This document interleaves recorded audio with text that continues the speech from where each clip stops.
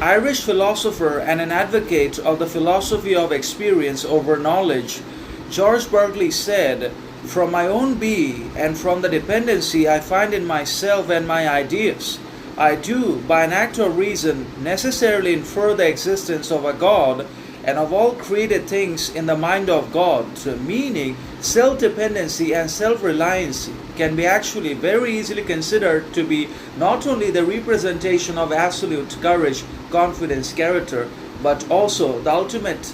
and final manifestation of authenticity, sovereignty, individuality, independence, and distinction of attitude, mentality, perception, and mind, soul, and heart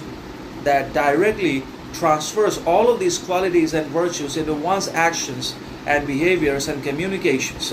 and improves not only one's own weaknesses, deficiencies, shortcomings, and ignorance, but also helps him build meaningful relationships and seek authentic connections with the others around him that also equally have qualities as himself, or that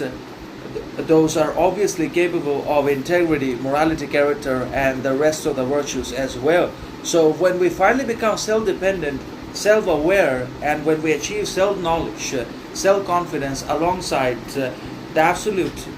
transcendence of the self, we are able to understand there has always been the existence of God, not only in the external, materialistic, relative, and finite world in which we all live. So we are also finite and relative, but also in the outer space, in the universe and the cosmos, that is also somehow influenced and managed and controlled by the God's intentions, wills, and ambitions in one way or another, who is ultimately responsible not only for the establishment of a moral hierarchy and providence